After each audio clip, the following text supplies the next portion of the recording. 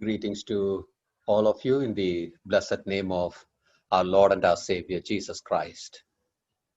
प्रभु यीशु मसीह के नाम में मेरा प्यार भला सलाम सब भाई और बहनों को। The Lord has given us this opportunity to come online for the study of God's Word once again.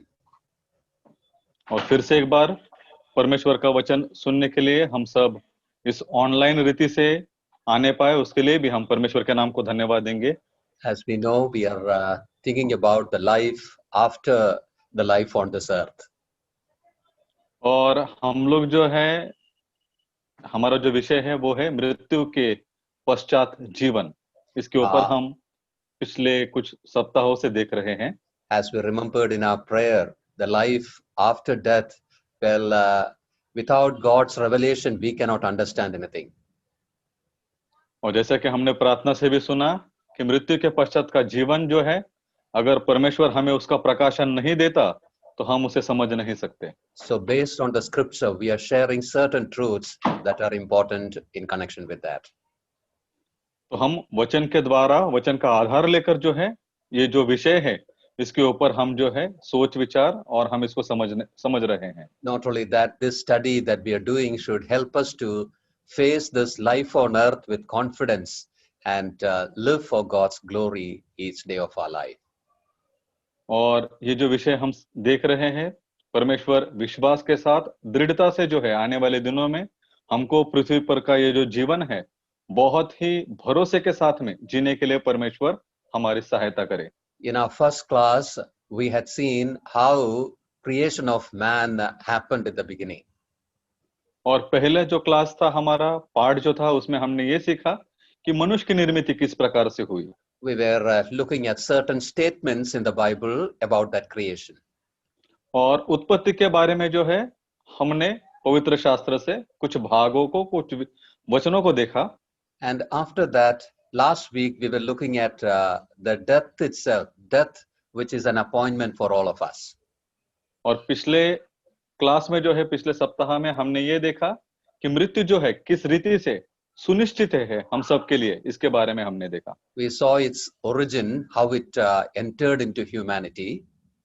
और मनुष्य जाति में इसका स्रोत या इसका उगम कहाँ से हुआ? We saw it's because of Adam's sin. और हमने देखा कि आदम के पाप के द्वारा By one man, sin entered into humanity and the death spread unto everyone. पहले मनुष्य के द्वारा पाप दुनिया में आया और मृत्यु जो है, मृत्यु ने प्रवेश किया। And then we had seen what happens at the death of a person. और फिर हमने देखा एक व्यक्ति जब मर जाता है तो क्या होता है। We saw that the spirit and soul, that is the immaterial part of a person, separates from the material part, which is the body. और हमने ये देखा कि जो दिखने वाला जो भाग है शरीर, इससे जो है जो प्राण और जो आत्मा है, जो न दिखने वाले भाग है, वो कैसे अलग हो जाते हैं।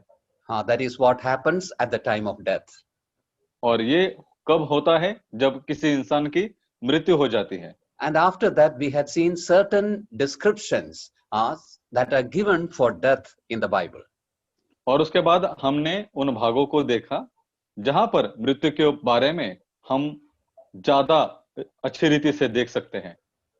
There one description is the term way, the way. एक जगह पे जहां पर मार्ग इस नाई मृत्यु को लिखा है। And in another place we saw that it's called as a departure. और दूसरी जगह पर उसे प्रस्थान कहकर कहा है। And in another place we see it being called as sleep. और दूसरी जगह पर जो है उसे सो जाना ऐसे कहा है।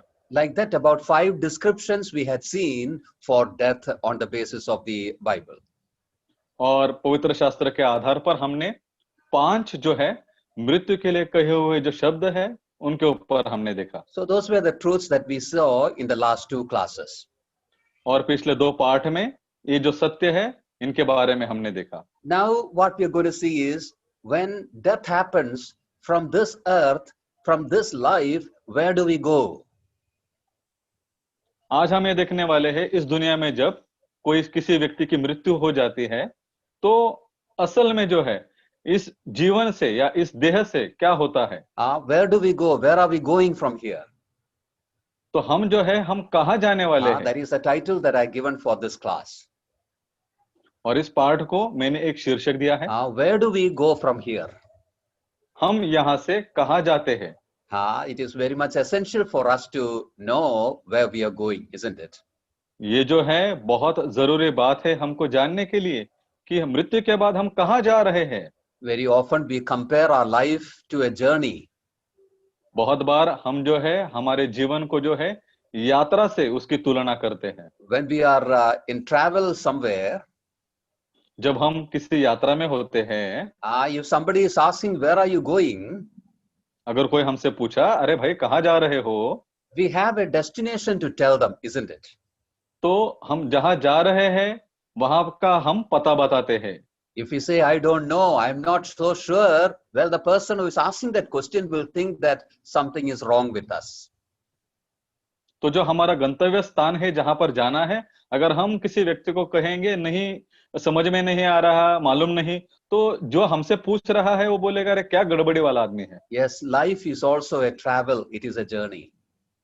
और जीवन भी जो है, जो हमारा मनुष्य का जीवन है, वो भी एक यात्रा है। It is necessary for us to go to understand where we are going after the life on this earth.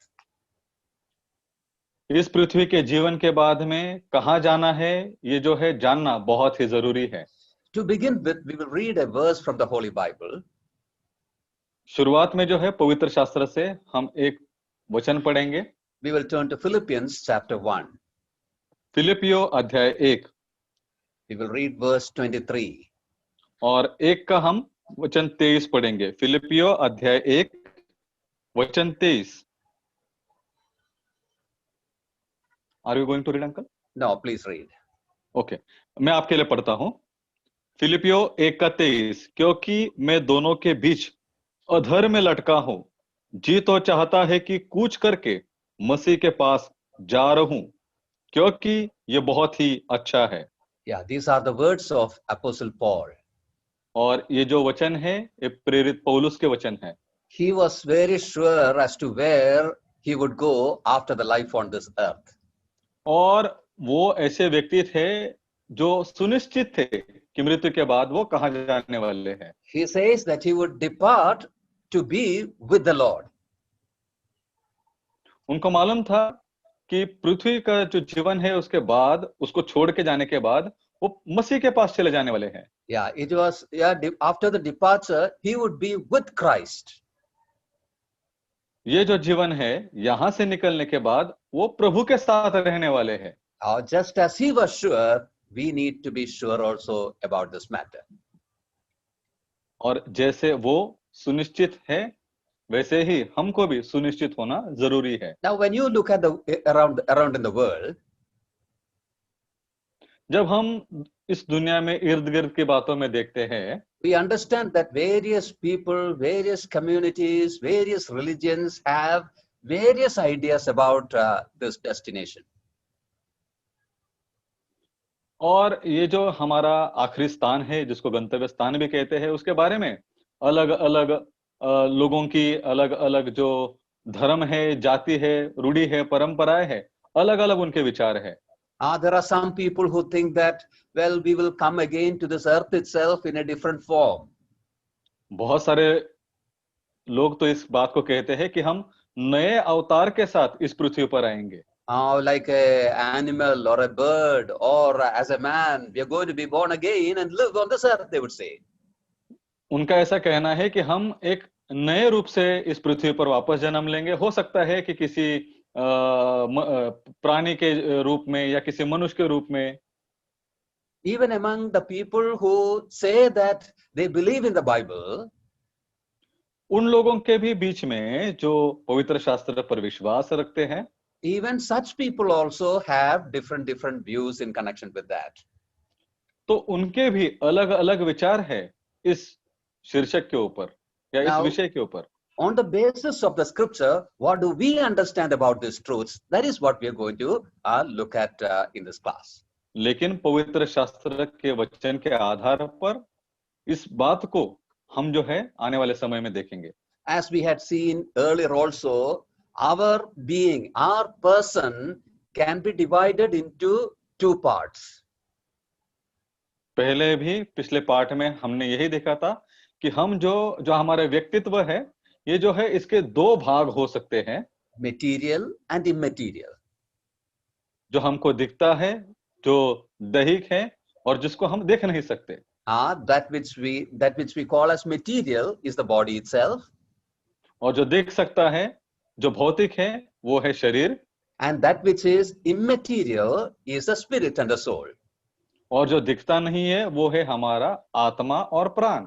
Now, when we say, where do we go from here? Well, we are thinking about, where these two parts end up or where they go.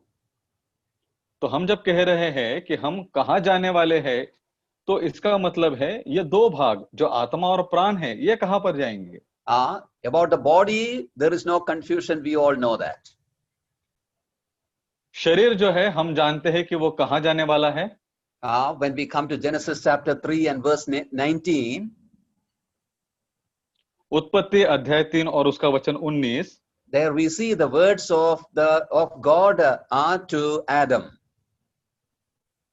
और वहां पर परमेश्वर ने आदम से जो कही हुई बातें हैं, There उसके in the बारे में हम देखते हैं। The last portion of that verse, it says, dust thou art, and unto dust thou shalt return. और 19 के आखिरी भाग में परमेश्वर इस कदर कहते हैं, तू मिट्टी तो है और मिट्टी ही में फिर मिल जाएगा। That truth we know happening, we have seen happening around us, isn't it? और वो जो है ऐसा सत्य है जो हमारे इर्द गिर्द है और हम उसे रोज देख सकते हैं। Somebody has said that body is made with various elements. किसी ने ऐसा कहा है, शरीर जो है अलग अलग रीति से, अलग अलग पदार्थों से बनाया गया है। Many kilos of carbon is there. बहुत सारे किलो का कार्बन है इस शरीर में। And there are many liters of water. कुछ लीटर का पानी भी है। Phosphorus is there. फॉस्फोरस भी है। Sulfur is there. सल्फर भी है। Many other minerals are added. और बहुत सारे दूसरे धातु भी जो है वहां पर जुड़े हुए हैं। All this put together is our body. ये सब मिलकर जो है हमारा शरीर है। And all this shall turn to the earth, the dust itself. और सब मिलके क्या होने वाला है? मिट्टी होने वाला है। What the Lord told in the beginning, it is happening in the history, and we are witnesses to that. परमेश्वर ने जो प्रारंभ में कहा वो इतिहास में हो रहा है और हम इसके गवाह हैं। But about the spirit and soul, that is the most important thing. और आत्मा और जो प्राण है वो जो है बहुत जरूरी है, उसके बारे में क्या? When we say, where do we go from here, we are not telling about the body. जब हम इस बात को कह रहे हैं कि हम इस दुनिया से जब जाने वाले हैं, तो उसका मतलब शरीर के बारे में नहीं है। We all know that very clearly. हम सबको मालूम है। What we are thinking is about the spirit and soul, the immaterial part of our being.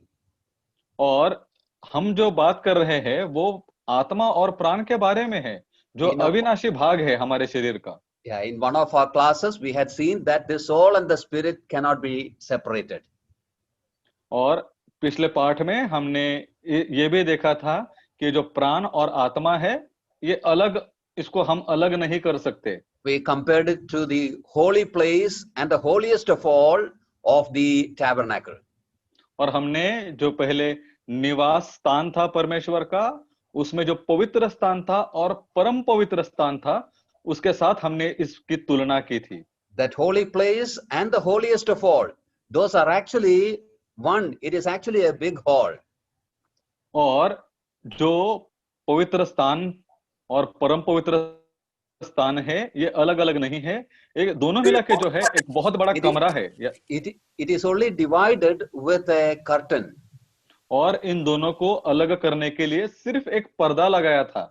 It is not two rooms, it is actually one big hall, a long hall. वो जो दो एक ही बड़ा कमरा है।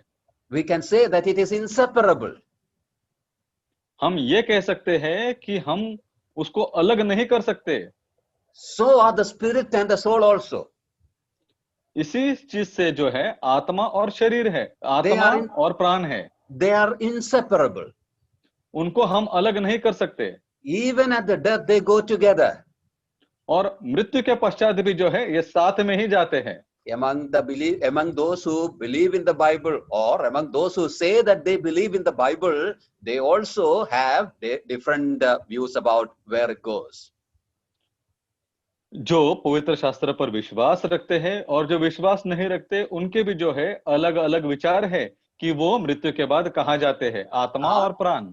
Now, those who say that they believe in the Bible, among them also there are different opinions about this. और जो ये कहते हैं कि हम पवित्र शास्त्र पर विश्वास रखते हैं, उनके भी जो है अलग अलग विचार धारणाएं हैं इस विषय पर।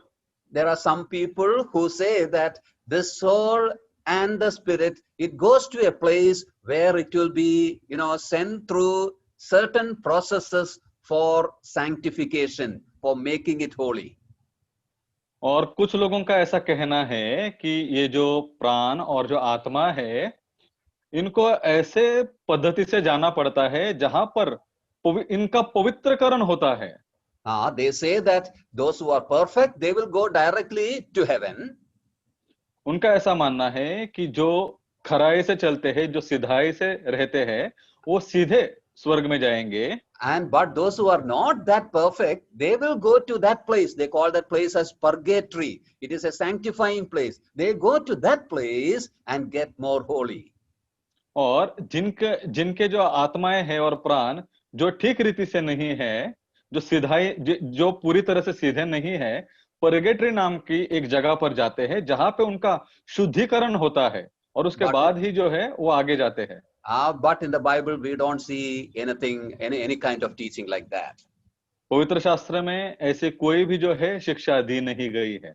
There are other people who call themselves as Christians who think that the soul and the spirit roam around on the earth few days. और कुछ ऐसे लोग हैं कि जो कहते हैं कि जो आत्माएं हैं ये इसी दुनिया में घूमती रहती है, हमारे इर्द गिर्द जो है घूमती रहती है। But that is not the thing that we see in the Bible. लेकिन ऐसी कोई भी बात पवित्र शास्त्र में दी नहीं गई है। There are others who think that the soul and the spirit enters into a sleep, an unconscious state. और कुछ लोगों का ऐसा भी मानना है कि ये जो आत्मा और प्राण है, ये जो है जिसको हम कह सकते हैं बेहोशी के हाल में या नींद के हालत में चले जाते हैं। There are other people who say that, well, after death, the spirit and the soul, it will be annihilated, destroyed, then there's nothing beyond that. और कुछ लोगों का ऐसा मानना है कि मृत्यु के बाद में आत्मा और प्राण का भी विनाश हो जाता है, उसके बाद उनका कुछ भी नहीं होता। But let me tell you one thing, these ideas are just human ideas and nothing else. लेकिन मेरे प्रिय भाइयों और बहनों, मैं इस बात को दोहराना चाहता हूं कि ये सब मनुष्य के विचार है। But what does the Bible say?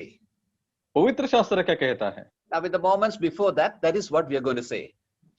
तो हम जो है आने वाले समय में, अभी कुछ समय में वही देख रहे हैं या वही देखने वाले हैं। I will try to put it as simple as possible. बहुत ही आसान शब्दों में मैं आपके सामने रखना चाहता हूं। I will put it in 3 points. 3 मुद्दों में जो है, 3 भागों में मैं आपके सामने रखना चाहता हूं। Number 1, पहला, from the scripture I will show that there is a life beyond death. वचनों के द्वारा मैं ये दिखाना चाहूंगा आपको कि मृत्यु के बाद भी एक जीवन है। And secondly, दूसरा, well, all the humans, the immaterial part of all the human beings do not go to the same place.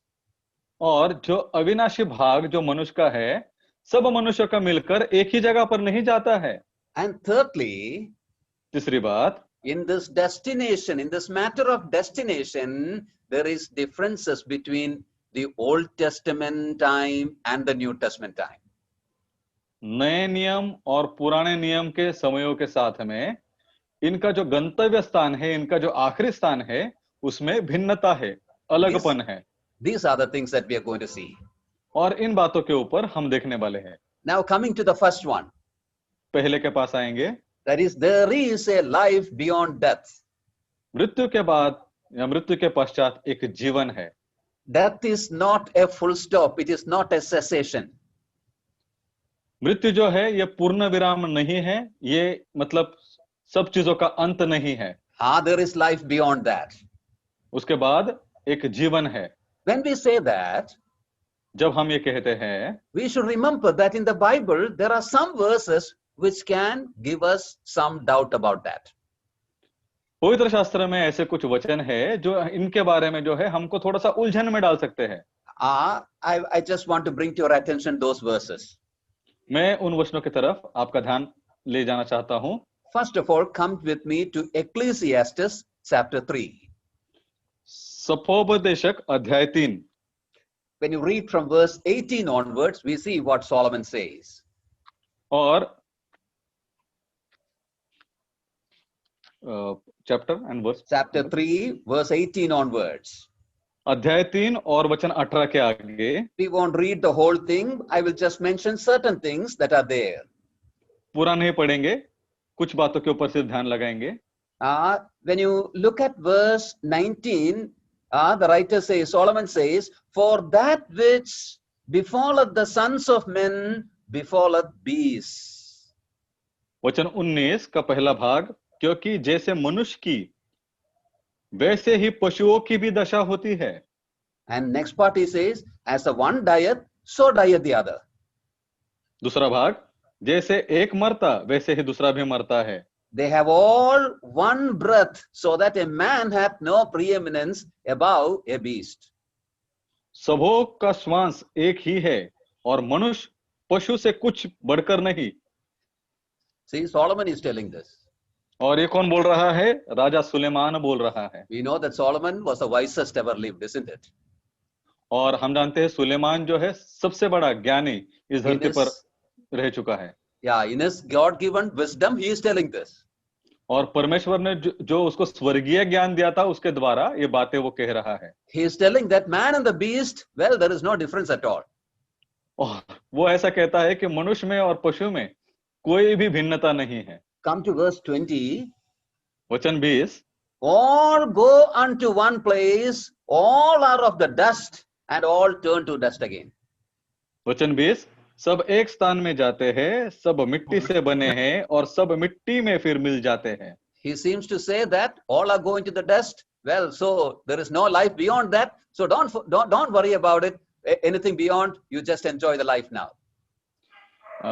इसका मतलब ऐसा नहीं है कि सब कुछ जाके मिट्टी में मिलने वाला है, तो अभी मतलब अपने जीवन को जो है हंसी मौज जो है वो कर लो, क्योंकि मृत्यु के पश्चात कुछ भी नहीं है। It looks like Solomon is telling that. नहीं, ऐसा लग रहा है कि सुलेमान राजा ऐसा कह रहा है। But one thing we have to remember. लेकिन एक चीज हमको याद रखनी है। When you come to the book of Ecclesiastes, जब हम जो है सबोपदेशक की पुस्तक में आते हैं, Solomon is not considering about things above the sun or beyond the life on this earth. और यहाँ पर जो है राजा सुलेमान जो है वो सूरज के ऊपर की मतलब जो मृत्यु के पश्चात के बात है उसके बारे में कहीं पर भी वो जिक्र नहीं कर रहा है। He repeatedly says that he was considering the things under the sun. वो बार बार इस बात को दोहरा रहा है कि सूर्य के नीचे की मतलब धरती की बातों पर वो ध्यान लगा रहा है। In fact, in the book of Ecclesiastes, the word sun occurs 35 times. सपोपदेशक पुस्तक में सूर्य जो है करीब करीब 35 बार ये शब्द आया है। So he is all telling everything that is under the sun, things on the earth.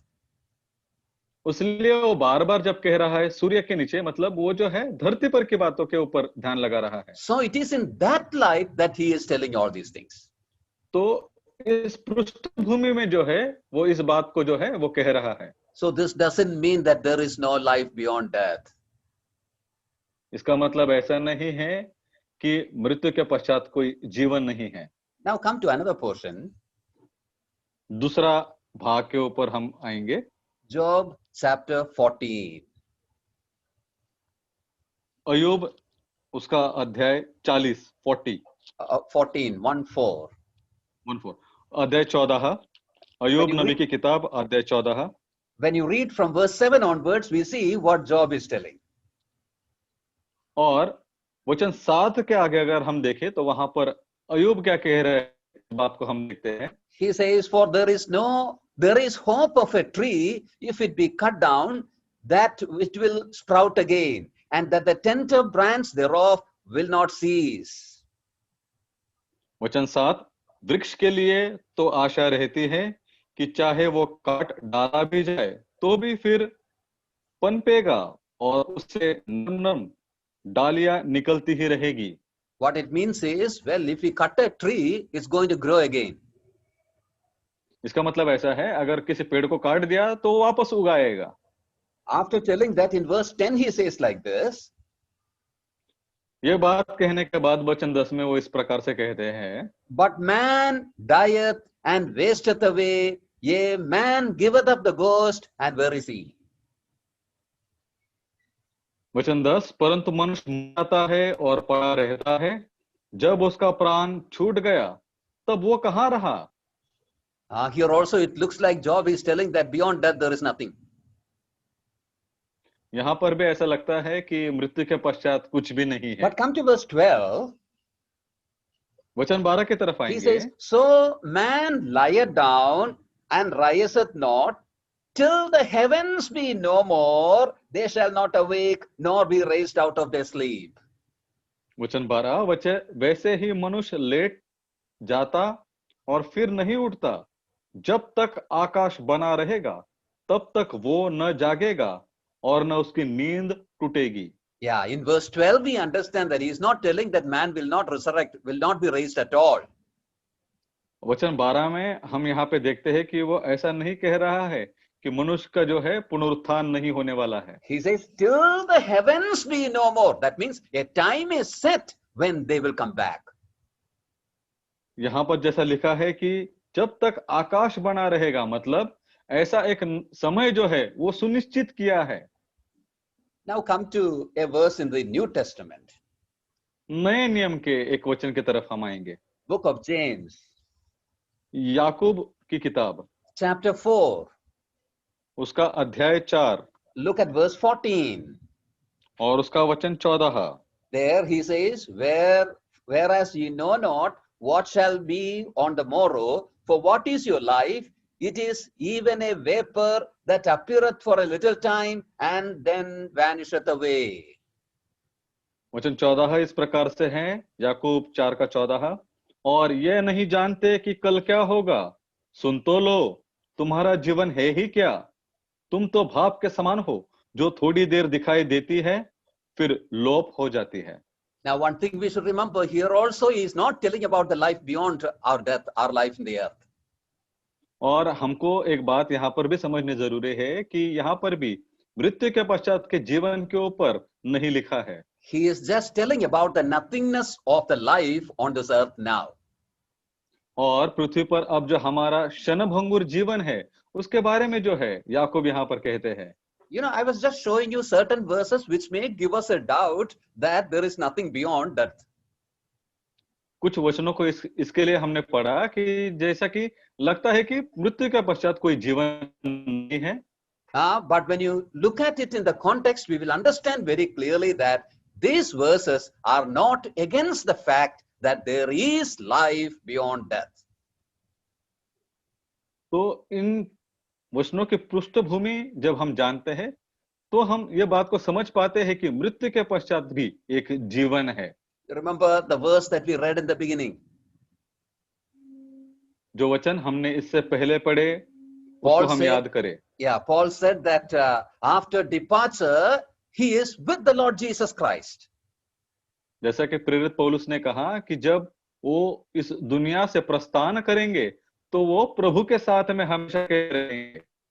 There are other verses also. बहुत अलग और भी वचन है। In Hebrews 9:27, इब्रानियों 9:27 में there the writer says, after death there is a judgment. वचन 27 इब्रानियों का 9वां अध्याय, और जैसे मनुष्य के लिए एक बार मरना और उसके बाद न्याय का होना नियुक्त है।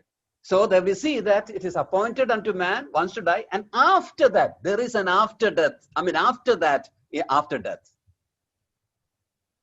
यहाँ पर जैसा लिखा गया है कि मनुष्य को एक बार मरना है और मरने के बाद में क्या नियुक्त होना है उसके बारे में लिखा है। When you come to 1 Corinthians chapter 15, पहला कुरिन्थियों अध्याय 15 की तरफ जब आते हैं, when you read verse 19 there, और उसका वचन 19 जब हम पढ़ते हैं, Paul says that if we have hope only for this present life, we are more miserable than anyone else on the earth. पहला कुरिन्थियों अध्याय 15 वचन 19, यदि हम केवल इसी जीवन में मसीह से आशा रखते हैं तो हम सब मनुष्य से अधिक अभागे हैं। That also tells clearly that there is a life beyond our life on earth. तो यह भी जो वचन है स्पष्ट रीति से बताता है कि मृत्यु के पश्चात भी जीवन है। Even when we come to Matthew's Gospel chapter 17, और मत्ती रचित सुसमाचार उसके जब 17वें अध्याय में हम आते हैं, on the Mount of Transfiguration, और जैसा कि हम जानते हैं जब रूपांतर के पहाड़ पर, there we see Elijah and Moses appearing along with the Lord Jesus Christ. और प्रभु यीशु मसीह के साथ हम देखते हैं कि मूसा और एलिया जो है भविष्यद्वक्ता, वहां उनको हम देखते हैं। There were people who lived on earth in the Old Testament time. और ये जो दोनों भी व्यक्ति है ये पुराने नियम में इस धरती पर रह चुके हैं। But after the life on earth, we see them still existing. लेकिन मृत्यु के पश्चात भी जो है हम उनका जो स्थान है या उनको हम यहाँ पर देखते हैं।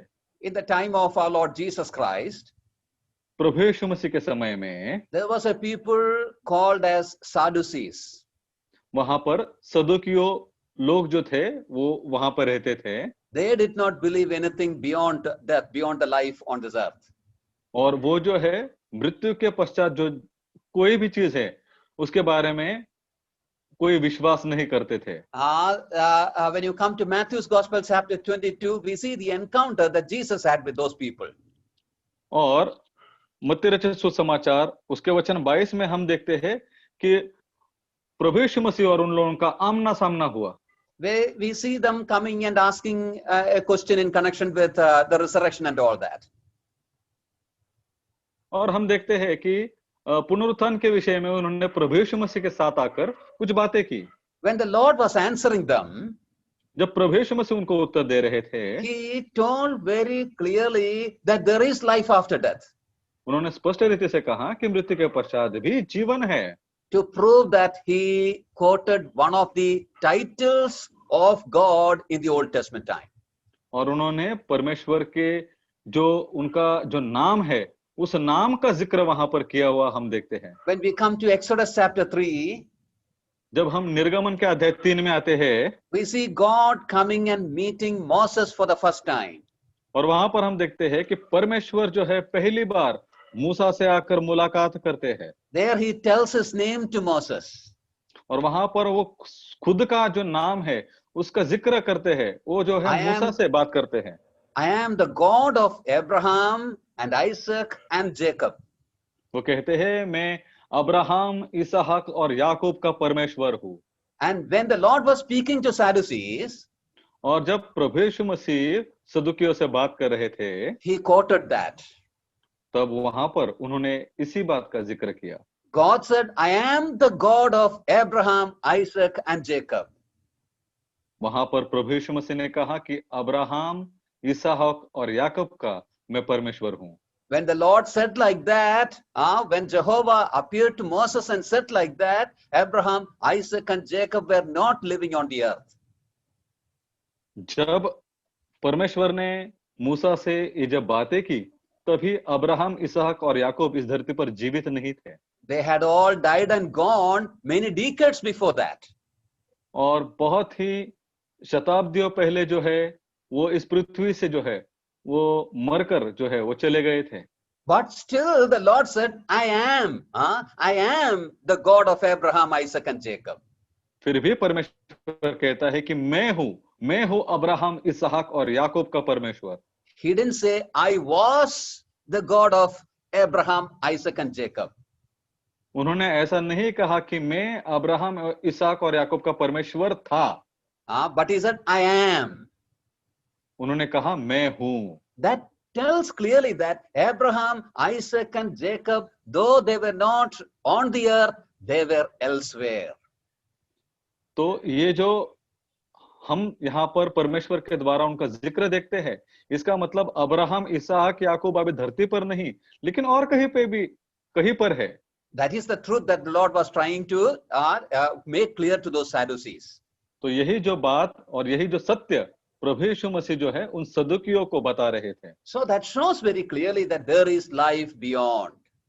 तो यही बात स्पष्ट रीति से बताते हैं कि वहां पर भी मृत्यु के पश्चात भी एक जीवन है। I'm sure that those who are listening to me have got no doubt about this truth. मेरा ऐसा अनुमान है कि जो मुझको सुन रहे हैं उनके समझ में कोई अभी संभ्रम नहीं है। But it is good to have these truths clearly in our mind in an orderly, systematic way. और सही मात्रा में सही रीति से इन सब सत्यों का हमारे जहन में होना बहुत जरूरी है। So the first point was there is a life beyond the life here.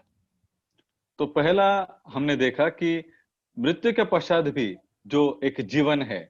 The second truth I said was, और दूसरा जो सत्य मैंने आपसे कहा था, the immaterial part of the humans, or the soul and the spirit of the human beings, all the human beings do not go to the same place.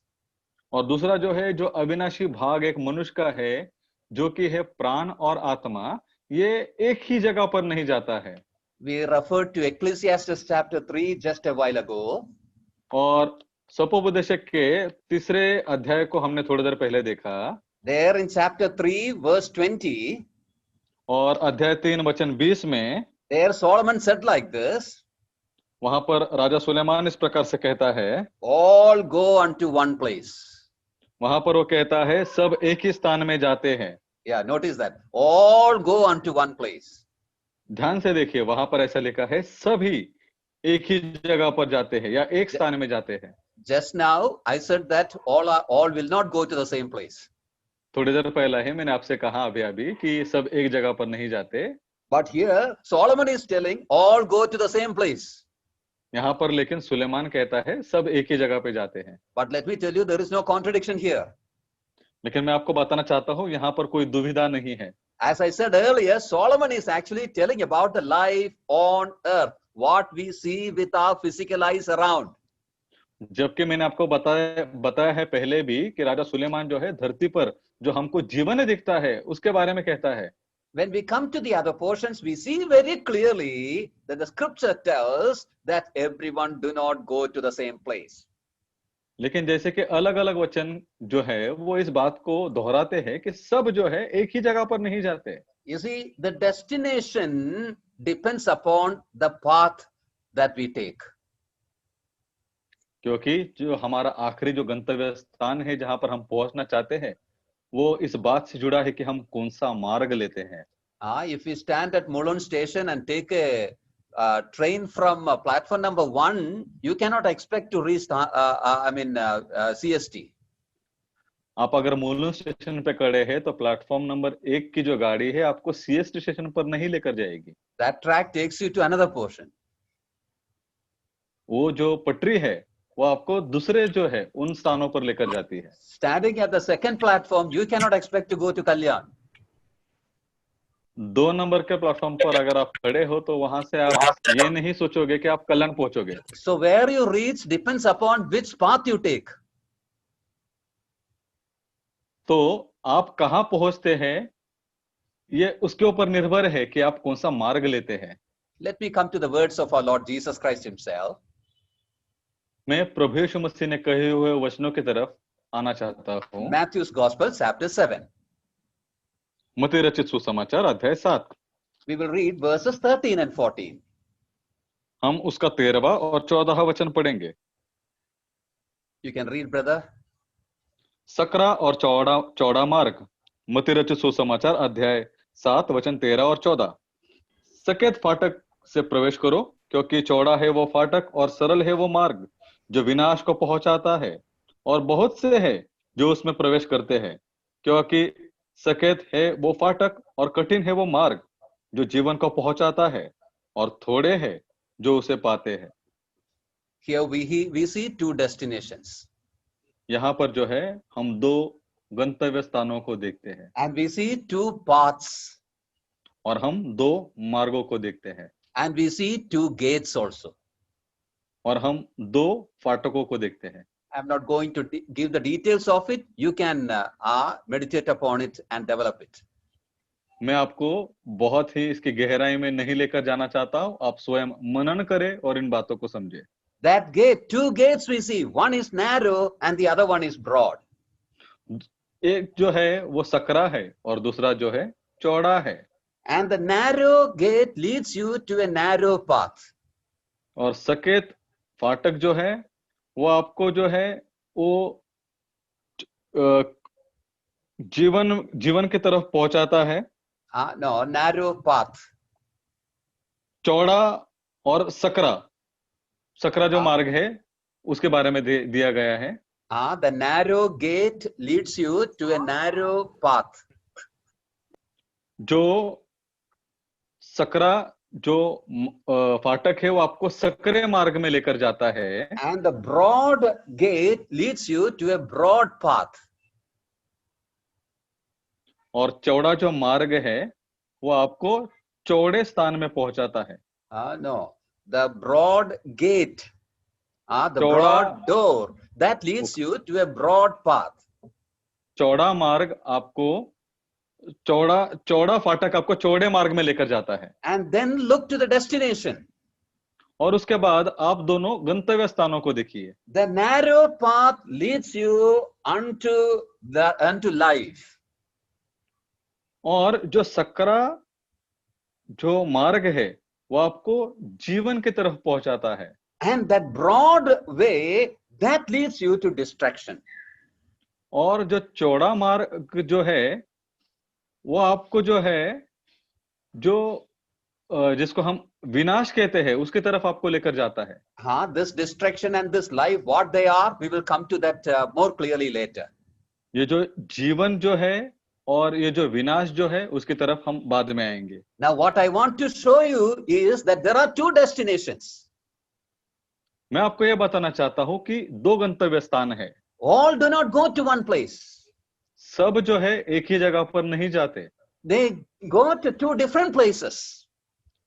वो दोनों भी जो है अलग अलग जगहों पर जाते हैं। When we come to Luke's Gospel chapter 16, लूका रचित सुसमाचार अध्याय 16 की तरफ जब हम आते हैं, there we see a parable which the Lord mentioned. यहाँ पर एक भाग जो है वहां पर प्रभु यीशु मसीह का जिक्र हम देखते हैं, जो प्रभु यीशु मसीह ने उसका जिक्र किया। That parable we often call as the parable of the rich man and Lazarus. और यहाँ पर एक भाग जो हम देखते हैं धन मनुष्य और निर्धन लाजर के बारे में दिया गया है। And when you look at that two people, that is the rich man and Lazarus, यहाँ पर जो धनी मनुष्य है और जो लाजर है, इन दोनों की तरफ जब हम देखते हैं, we see both of them died. हम जानते हैं कि उन दोनों की मृत्यु हुई, दोनों मर गए। When Lazarus died, जब लाजरस मर गया, he goes to Abraham's bosom. और वो जो है अब्राहम की गोद में पहुंच गया। But about the rich man, लेकिन जो धनवान व्यक्ति था, we are told that he reached the hell. Verse 23 we have it. वचन 23 में ऐसा लिखा है कि जब वो धनवान मनुष्य मर गया तब वो अधोलोक में पहुंच गया। We will come to the details later. हम उसके गहराई में बाद में आएंगे। Now when we come to the verses following, we understand that this man, this rich man, he had no care for the law and the prophets, that is the scriptures at all.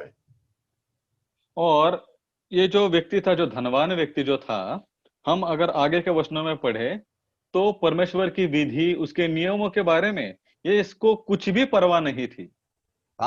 From this portion, we understand that it is the law and the prophets, that is the scriptures, our attitude to scriptures or attitude to the word of God that determines where we will end up. व्यवस्था और भविष्यद्वक्ता, ये जो है इसका मतलब परमेश्वर का वचन है, या तो परमेश्वर की इच्छा है, इसके ऊपर कभी भी उसने गौर नहीं किया, उसकी परवाह नहीं की। Or putting it another way, दूसरे भाषा में, the word of the gospel, our attitude to that word of the gospel determines where or in which destination we will end up. और हमारा जो दृष्टिकोण है, जो सुसमाचार के प्रति है, इस बात की सुनिश्चितता करता है कि हम कहां पहुंचेंगे। When we come to 2 Timothy chapter 3 and verse 15, दूसरा तिमोथी अध्याय 3 और उसका वचन 15, there about the scripture we see an explanation. वहां पर वचन के बारे में कुछ इस कदर से लिखा है। It is told that the scriptures, it makes us wise unto salvation. और यहाँ पर ऐसा लिखा है, जो पवित्र शास्त्र है वो उद्धार प्राप्त करने के लिए बुद्धिमान बना सकता है। Yeah, the scriptures, it makes us wise unto salvation. पवित्र शास्त्र के जो वचन है वो हमको उद्धार प्राप्त करने के लिए बुद्धिमान बना सकते हैं। Or it is the word of God that leads us to this destination of life. और ये परमेश्वर का ही वचन है जो कि जीवन का जो मार्ग है या जीवन के अंत तक हमको पहुंचाता है। We referred to Paul in the beginning. हम जो है प्रेरित पौलुस को पहले देखे। Paul said that after death, after departure, he will be with Christ. उन्होंने कहा कि मृत्यु के बाद वो जो है प्रभु के साथ हमेशा के लिए रहेंगे। He could say that because he had given himself unto the gospel. He believed in the word of God. वो इसके लिए कह सके क्योंकि उन्होंने स्वयं को जो है सुसमाचार के प्रति जो है दे दिया था, नौछावर कर दिया था, और परमेश्वर के ऊपर, परमेश्वर के वचन के ऊपर उनका भरोसा था। The word of God tells about the sinful condition of man. परमेश्वर का वचन जो है मनुष्य के पापी स्वभाव के बारे में जो है दिखाता है। The word of God says that in that sinful state, man will end up in destruction. और परमेश्वर का वचन कहता है कि मनुष्य अगर अपने पाप की स्थिति में ही रहा तो वो हमेशा के लिए विनाश के मार्ग में चला जाएगा। And the Bible tells that there is a way for salvation. और पवित्र शास्त्र कहता है कि उद्धार के लिए, मोक्ष के लिए भी एक द्वार है। It presents the Savior before him. और वो जो है उद्धारकर्ता को हमारे सामने प्रदान करता है। It tells that if we put our faith on the Lord Jesus Christ, we can be saved. और वो पवित्र शास्त्र का वचन इस कदर कहता है कि हम अगर प्रभु यीशु मसीह पर विश्वास करें तो हमारा उद्धार होगा, हम बच जाएंगे। When we surrender to this word of the gospel or this scripture, when we give our life to the Lord Jesus Christ, well, we are on the path that takes us to life. जब हम प्रभु यीशु मसीह के खातिर वचन को और सुसमाचार के प्रति जब हम उसको शरण जाते हैं तो हम जो है इस जीवन के मार्ग को जो है वो अपनाते हैं, हम इस जीवन के मार्ग में चलते हैं। Only such can say, after I depart, at my departure, I will be with Christ. और ऐसे ही लोग कह सकते हैं कि जब मेरा इस दुनिया से प्रस्थान होगा तब मैं प्रभु के साथ में हमेशा के लिए, अनंत काल के लिए रहूंगा। If there is anybody listening to me who is not sure about the destination, you just think about your own life and take right decision in the light of God's word, the gospel. और जो मुझे सुन रहे हैं, जिन्होंने अभी भी जो है इस मार्ग को नहीं चुना, मैं आपसे अनुरोध करता हूं कि ये जो जीवन का मार्ग है, आप इसको परमेश्वर के वचन की रोशनी में जो है आप इसको ढूंढे और इसको अपनाएं। Those who have put their trust in the Lord Jesus, with Paul, they can say that I will be with Christ after the life here. जिन्होंने इस वचन को अपनाया, जिन्होंने ग्रहण किया और जिन्होंने इसके ऊपर विश्वास किया, वो पौलुस के नाई कह सकते हैं कि मैं प्रभु के साथ में हमेशा के लिए रहने वाला हूं। From the scripture, we saw that there is a life beyond. वचन से हमने ये देखा कि मृत्यु के पश्चात भी एक जीवन है। We saw that there are two different destinations. हमने ये भी देखा कि दो अलग अलग हमारे पहुंचने के स्थान या तो फिर गंतव्य स्थान है। Now we are going to see that there is differences about the destination in the Old Testament time and in the New Testament time. और पुराने नियम और नए नियम में हम ये जो है दो अलग अलग जो स्थान है जहाँ पे हम पहुंचने वाले हैं उनके बारे में हम देखेंगे. Now, when you come back to that parable of the rich man and Lazarus, जब हम उस भाग की तरफ फिर से एक बार आते हैं उस कहानी की तरफ जहाँ पर वो धनी व्यक्ति और लाजरस है, that is Luke's Gospel, chapter 16, from verse 19 onwards we have it. और लूका रचित सुसमाचार उसका अध्याय 16 और उसके वचन 19 से आगे इस भाग को हम देखते हैं. There we see these two people, the death of these two people, Lazarus and the rich man. यहाँ पर इन दोनों की मृत्यु के बारे में हम देखते हैं कि धनी मनुष्य और लाजर. We understand that Lazarus went to Abraham's bosom. हम देख सकते हैं कि वचन 22 के आखिर में कि जब लाजरस मर गया तो वो अब्राहम के गोद में चला गया. And in verse 23, the rich man went to hell. और वचन 23 में हम ये देख सकते हैं कि जब वो धनी व्यक्ति मर गया तो वो अधोलोक में चला गया. In English, it is written as hell, but in Hindi, it is rightly translated as adholok. English में हेल लिखा है मतलब नरक कहा गया है, लेकिन हिंदी में जो है उसका सही अनुवाद हुआ है अधोलोक. The Greek word there is Hades. और जो वहां पर जो है यूनानी शब्द जो है हेडिस जो है वो मूल भाषा में लिखा है. So for this we will call as Hades in the time before us. तो ये जो है इस शब्द को हम जो है हेडिस ही कह सकते हैं क्योंकि आखिरी जो न्याय है उससे पहले का ये शब्द है. So this rich man reached Hades there. और ये जो धनी व्यक्ति है वहां पर अधोलोक में जो है वो पहुंच गया. Let me tell you, this Hades is a place, it is just a place of the dead. और ये जो अधोलोक है ये कुछ नहीं है, सिर्फ जो मरे हुए जो लोग हैं उनका एक स्थान है. It can be righteous, it can be unrighteous also. वहां पर धार्मिक जिनको कहते हैं और जो धार्मिक नहीं है उन दोनों भी व्यक्ति वहां पर मौजूद है. Let us turn to Psalm 16 और भजन 16 and verse 10. भजन 16 और उसका वचन 10. There David says like this. वहां पर दाऊद इस प्रकार से कहते हैं, For thou will not leave my soul in hell. यहाँ पर दाऊद इस प्रकार से कहते हैं क्योंकि तू मेरे प्राण को अधोलोक में न छोड़ेगा. Here David is telling that God will not leave his soul in the Hades. यहाँ पर जैसा कि परमेश्वर को वो कहता है कि परमेश्वर जो है उसके प्राण को अधोलोक या हेडिस में रहने नहीं देगा. In Luke 16 we saw that the rich man went to Hades. और यहाँ पे लूका रचित सुसमाचार उसके 16वें अध्याय में हमने ये देखा कि जब धनी व्यक्ति मर गया तो वो हेडिस में चला गया, अधोलोक में चला गया. He was not a born again person or he was not a righteous. और वो जो है कोई धर्मी व्यक्ति नहीं है, नया जन्म पाया हुआ व्यक्ति नहीं है. He went to Hades. वो जो है अधोलोक में चला गया. And here David also says that you will not leave my soul in Hades.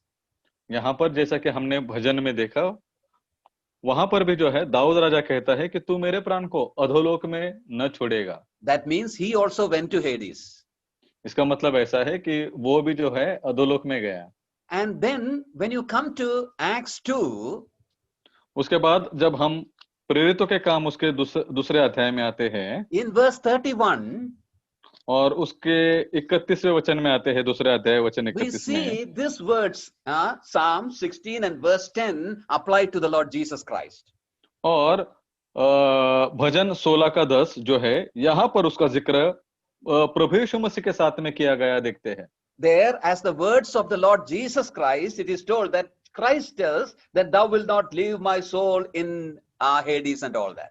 और प्रभु यीशु मसीह को यहाँ पर उद्देश्य कर यह कहा है मसीह के जी उठने के विषय में भविष्यवाणी की कि न तो उसका प्राण अधोलोक में छोड़ा गया. So from there we understand that at death he also went unto Hades.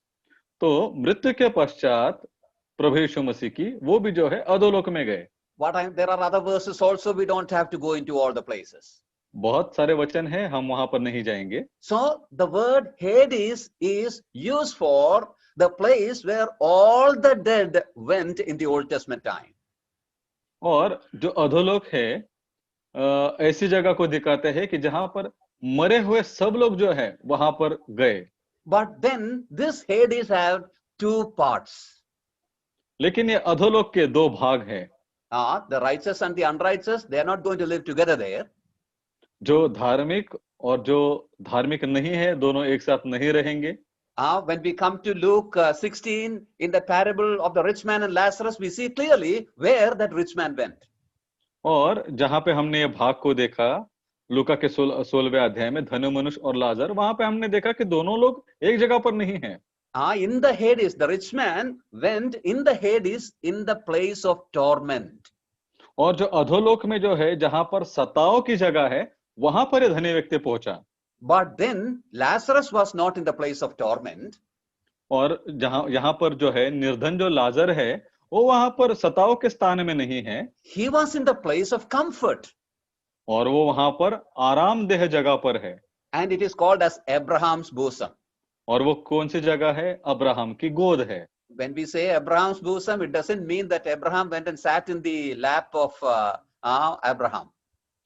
Abraham की गोद मतलब ऐसा नहीं है कि वो चला गया और सीधे जाके अब्राहम की गोद में जाके बैठ गया. This Jewish people, to refer to paradise, this word, this title they used to say, Abraham's bosom.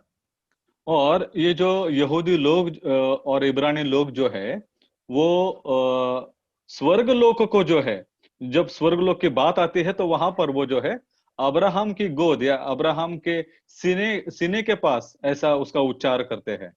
It is not Swargaloka, it is paradise. For paradise, the Jews used to use this title, Abraham's bosom. तो जहां पर paradise ये जो शब्द है वहां पर जो है अब्राहम की गोद ये जो है ये इब्रानी लोग जो है उसको इस्तेमाल करते थे. You remember what the Lord told to that repentant thief on the cross? और ये जो चोर जो था जो उस क्रूस पर जो क्षमा पाया या जिसने वहां पर पश्चाताप किया वहां पर प्रभु यीशु मसीह ने उसके साथ में क्या कहा? The Lord told him, today you shall be with me in paradise. उसने उससे कहा कि आज ही तू मेरे साथ में सुखलोक में होगा. It is the same place. तो ये जो है वही जगह है. That's Abraham's bosom. और वो जो है अब्राहम की गोद है. So Hades have two parts. तो ये जो अधोलोक है उसके दो भाग हैं. Those who were unrighteous, they go to the tormenting part. और जो अधर्मी है वो जो है सताव की जगह में जाने वाले हैं. And those who were righteous, they used to go to that, paradise part. और जो धर्मी है वो जो है उस सुखलोक की जगह पर वो जाते थे, सुखलोक के भाग में वो जाते थे. From the story of rich man and Lazarus, we understand that they can see each other from one place to other. इस धनी मनुष्य और निर्धन लाजर की कहानी में हम ये देख सकते हैं कि वो लोग एक दूसरे को देख सकते हैं. But they cannot travel from one place to the other. लेकिन वो जो है एक जगह से दूसरी जगह यात्रा नहीं कर सकते, जा नहीं सकते. There was a big division. उन दोनों के बीच में एक बहुत बड़ा जो है एक जो है दरिया है या तो फिर दोनों के बीच में एक बहुत बड़ी जो है खाई है. God willing, we will see some of those truths in following classes. आने वाले दिनों में ये जो परमेश्वर के जो वचन के सत्य है उनके ऊपर हम जो है गौर करेंगे.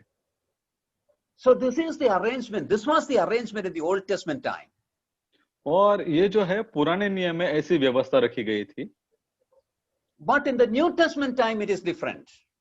लेकिन नए नियम में जो है ये अलग है. Now, when a sinner dies, an unrighteous person dies, जब अभी कोई पापी या अधर्मी व्यक्ति मरता है, now one thing we should remember, he is not going to hell. तो हमको एक चीज जाननी है कि वो सीधे नरक में नहीं जाता. He goes to the same place where the unrighteous in the Old Testament time went. और वो उसी जगह पर जाता है जहां पे पुराने नियम के अधर्मी लोग गए थे. in that tormenting place where the rich man went. जहां पे वो धनी व्यक्ति पहुंच गया, सताव की जगह में जाते हैं। Now, when we come to the scripture, जब हम वचन की तरफ आते हैं in Revelation chapter 19, और प्रकाशित वाक्य उसके 19 में, in verse 20, उसके वचन 20 में, we see the first people who are put in the hell. वहां पर ऐसे पहले व्यक्ति दिए गए हैं जो कि उस नरक में या आग की झील में डाले गए हैं। That is Antichrist and the false prophet.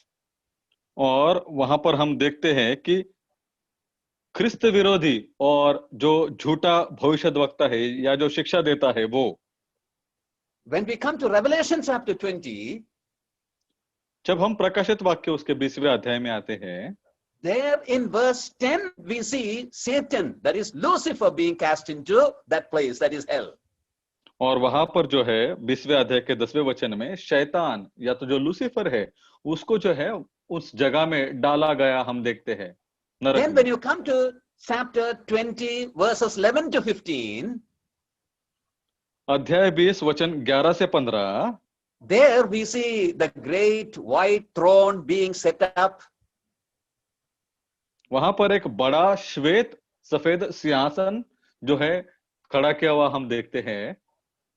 And before that, all the sinners, that is unrighteous, they all standing before him, that throne. और उस सिंहासन के सामने सब प्रकार के पापी और सब प्रकार के अधर्मी लोग अभी खड़े हैं। They are judged there. और उनका न्याय वहां पर होता है।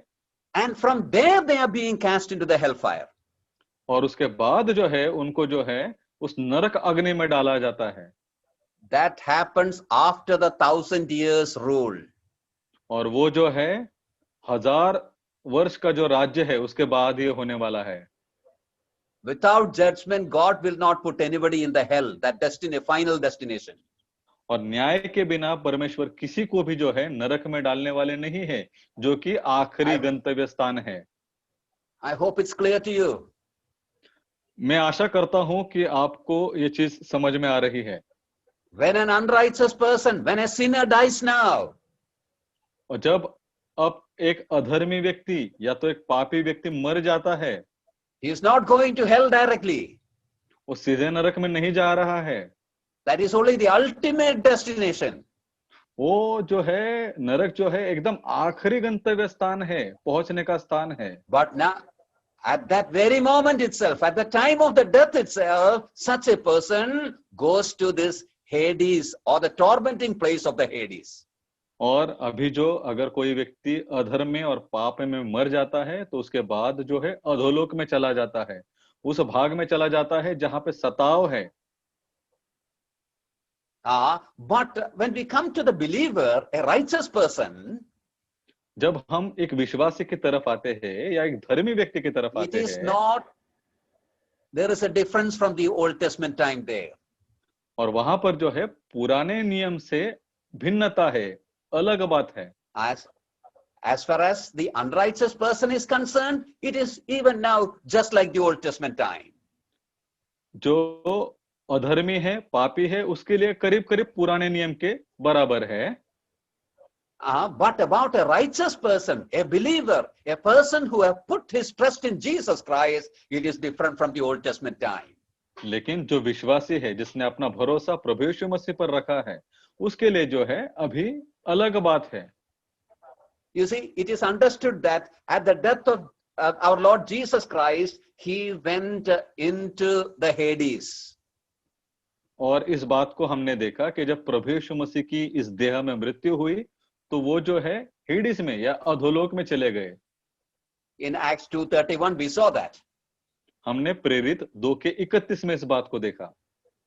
And it is understood that after his resurrection, when he went to heaven, he took the righteous from that paradise in Hades and took them to heaven. और जब प्रभु यीशु मसीह मृत्यु के बाद स्वर्ग में गए, वहां पर जो है अधोलोक में जो नीतिमान मनुष्य थे, जो धर्मी मनुष्य थे, उनको उन्होंने वहां से निकाल कर उनको अपने साथ रखा है। He went to heaven. और वो जो है स्वर्गलोक में गए हैं। He shifted them from the paradise in Hades and took them to heaven. और उन्होंने जो अधोलोक में जो सुखलोक है वहां से उनको लेकर जाकर सीधे स्वर्गलोक में अभी उनके साथ रखा है। There are no clear verses in the Bible for that. कोई स्पष्ट जो है वचन इसके बारे में पवित्र शास्त्र में नहीं है, But indications are there about that. लेकिन जो है हम उसके बारे में कुछ संकेत जो है उसको देख सकते हैं। There are some who quote Ephesians 4 verses 8 and 9 and all that. कोई लोग जो है इफिसियों 4 का 8 और 9 ऐसे कहते हैं। But it is actually in a different context. We are not taking that for this thing. वो एक अलग विषय को लेकर है, उसको हम इसके साथ में नहीं जोड़ेंगे। There are some who take 1 Peter chapter 3 verses 19 and 20 also, but that is also a different context altogether. पहला पत्रस अध्याय 3 और उसका वचन 19-20 भी कुछ लोग लेते हैं, लेकिन ये भी जो है अलग विषय है। But one thing we have to remember. लेकिन एक चीज हमको याद रखनी है। David said that the Lord will not leave him in Hades forever. लेकिन जैसे राजा दाऊद ने कहा कि हे परमेश्वर तू मुझे हमेशा के लिए अधोलोक में पड़े नहीं रहने देगा। He expected a deliverance even from that Hades, the paradise of Hades. और वो जो है दाऊद जो है अधोलोक में जो सुखलोक की जगह है, अच्छी जगह है, वहां से भी वो उसके उद्धार की बाट जो रहा है। So we can understand that when the Lord went there, went to that paradise, and when from there when he went to heaven, he might have emptied that paradise, took them all the righteous of the Old Testament into heaven itself. जब प्रभु यीशु मसीह वहां पर अधोलोक के सुखलोक के भाग में जब गए होंगे, तब उन्होंने करीब करीब उस सुखलोक के भाग को खाली कर दिया होगा, क्योंकि जो पुराने समय के जो सब संत लोग जो थे, धर्मी लोग जो थे, उनको लेकर उन्होंने स्वर्गलोक में अभी रखा है। Now one question may come in our mind. एक प्रश्न हमारे दिमाग में आ सकता है, why this Old Testament saints were kept in the paradise of the Hades, or till then? तो हमको ये सवाल आ सकता है कि ये जो पुराने नियम के जो संत लोग हैं, इनको ये जो अधोलोक में जो सुखलोक कहकर भाग है, वहां पर क्यों रखा था? Why they could not go directly to God's presence in heaven itself? तो वो सीधे सीधे मृत्यु के पश्चात परमेश्वर के समक्षितता में उनके साथ में उनके सामने क्यों नहीं गए? The answer for that is this. उसके लिए ये उत्तर है, even for the Old Testament saints, the basis for the forgiveness of sins, justification was the cross. पुराने नियम के भी जो संतजन धर्मी लोग थे, उनके लिए भी उद्धार या छुड़ौती का मार्ग जो है वो प्रभु यीशु मसीह का क्रूस ही था। It did not happen at that time. वो उनके समय में नहीं हुआ, but they were forgiven their sins in advance. उनको जो है पाप की जो क्षमा है वो पहले ही मिल चुकी थी। So the death of Jesus Christ was essential that to happen. तो प्रभु यीशु मसीह की मृत्यु जो थी वो जरूरी थी होने के लिए। So probably that to complete, they were kept there in the paradise of Hades itself. तो इस बात को पूरा होने के लिए उनको जो है अधोलोक के सुखलोक के भाग में रखा जाना जरूरी था। When the Lord completed that work of redemption, they were shifted into heaven itself. जब प्रभु ने अपने उद्धार का कार्य पूरा किया, तब उनको अपने साथ में स्वर्गलोक में रखा। Now when you and I die, a believer dies, a righteous person dies, we don't have to go into Hades. तो जब आज आप और मैं अगर मर गए, या अगर कोई धर्मी व्यक्ति जब मर जाता है, तो आज हमको अधोलोक में जाने की या पड़े रहने की या डालने की जरूरत नहीं है। We go into the place where our Lord is. हम वहां पर जाएंगे जहां पे हमारा प्रभु है। Our Lord is in heaven, where the Father is. हमारा प्रभु वहां पर है जहां पर पिता है, वो स्वर्ग में So है। we depart and we will be with the Lord Jesus Christ. तो हम जब इस दुनिया को छोड़ देंगे तो हम सीधे सीधे प्रभु के साथ में रहेंगे। We don't have to worry as to how we will reach there and all that. हमको चिंता करने की जरूरत नहीं है कि वहां पर हम कैसे पहुंचेंगे। Nobody will have to say, I don't know, even to go to Pune all alone, how am I going to reach heaven where Christ is? कोई ऐसा कह नहीं सकता कि यार पूना कैसे जाना है मुझे नहीं मालूम, और स्वर्ग में जाना, अरे बाप रे, ये तो कैसे होने वाला है।